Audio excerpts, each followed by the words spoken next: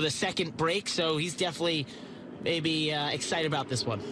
How much grip can they get at the start? And the one of Kraus spins the tires. Did he have contact from the 54? Perhaps. Now McReynolds guarding that middle line. They're almost 3 wide. Brandon McReynolds will shoot back to the lead in the 74. First of all, that was a massive amount of wheel spin there for Derek Kraus. Then how did he get hooked up again and get beside Brandon McReynolds? That was really impressive. But then Brandon did exactly what he needed to do down turn 1 and 2. He got it turned and drove away.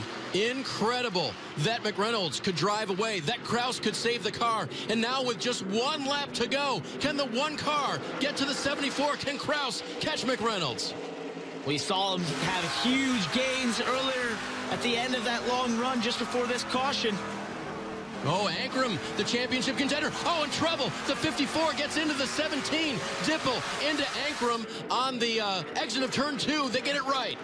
A lot of contact here. Ronnie Bassett and Sam Mayer banging doors. Meanwhile, Brandon McReynolds coming out of turn 4. He'll have clear sailing and will win at New Hampshire. Oh, and Mayer and Bassett still going at it. They're into the wall. Bassett's going to get the position, but Chase Cabry's going to pass them both. There's a lot of torn-up race cars from that couple lap dash there, the green-white checker. Man, oh, what is that? And Tyler Dipple, now spinning championship teammate, Tyler Ankrum. That didn't look good. When we saw those two get together down in 1 and 2. Yeah, that was the first thing that caught my eye on the white flag lap. This was the other one. Now this. Bassett's just driving him all the way to the wall. That's interesting there. That's not wanting to give up the spot all the way to the point of a wreck. So that's aggressive. Here is Dipple, and there is Ankrum on the outside of him. Now, Dipple's got some damage. Don't know where that came from. But that clearly is a hello. He got it on the last lap there, running into 30, down to the 3. Okay. So he had that damage from that, and it was a lot of contact is the best way to put it there, Tim. Hard to keep up with all that action. The one thing we do know for sure, Brandon McReynolds has won in Loudon, New Hampshire. K&N Pro Series Racing on NBCSN is brought to you by K&N High Flow Air Filters and Air Intake Systems, because everyone loves that fast car smell.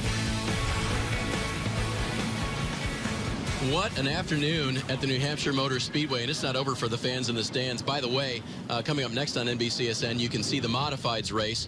But the K&N Pro Series East, McReynolds got the late caution he needed and was able to hold off Derek Kraus and find himself in a very soaked and happy victory lane. That's awesome. His dad spotting with him on the roof. What a cool win. Let's head down to Derek. Well, it looks like it's Miller time in victory lane.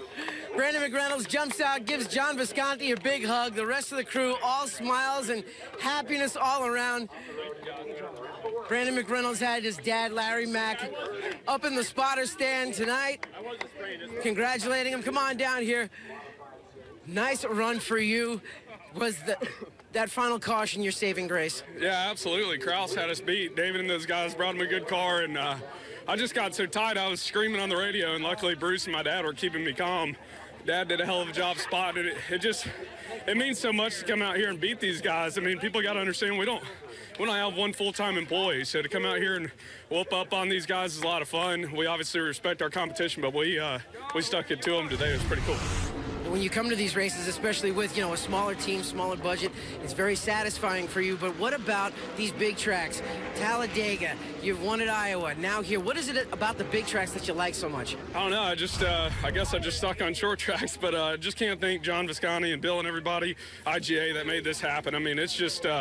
this is the coolest win of my career, to be able to come out of our shop in Mooresville, out of my dad's shop, and these guys and gal work really hard on this thing, and to win at a place that my dad's won at is really cool. That's awesome. Brandon McReynolds victorious here in the Magic Mile this afternoon. Well, he shouldn't be so hard on himself because, there's some people that consider this place a short track. So. That's right. That's right. He can take it either way. He's just upped his short track program. Here are the results. McReynolds over Kraus. Spencer Davis came back to finish third. And Herbst on those old tires, Parker, hung on for fourth. That's impressive. You know, I think that was a net gain. When he went for that strategy, they were running around 6th to 8th, and so he was able to get in the top 5. Here's Derek with 2nd place. Well, Derek Kraus had a strong car today, almost won it. Obviously, that final caution wasn't what you wanted to see, but how tough were the restarts this afternoon? Yeah, that was the hardest part of the whole day. I feel like my restarts weren't very good. It seemed like I spin the tires a lot, so I feel like I need to work on them a little bit. But otherwise, DGR Crosley brought me a really great car, so I'm really happy for that. When you go into a race like this, of course, you don't race with these guys that often. What is it during the race that you have to learn about racing around the guys that you're unfamiliar with? There ain't really a big difference, just because everyone really races each other clean. So it's been fun coming back to the East Coast to race with DGR and also on the West Coast with BMR. Well, Derek Kraus has got one NASCAR K&N Pro Series East win so far this year. Almost came into a second, but just came up one spot short this afternoon. So some might be wondering, how do you work on restarts? Well, I have seen drivers and teams actually go to test days and simply do restarts, fictional restarts. So that might be one thing that he finds himself working on here in the future.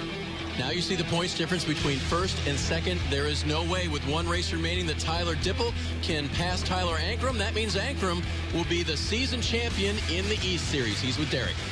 Well, Spencer Davis finished 3rd this afternoon, but we have a little bit more of an important situation down here in Victory Lane.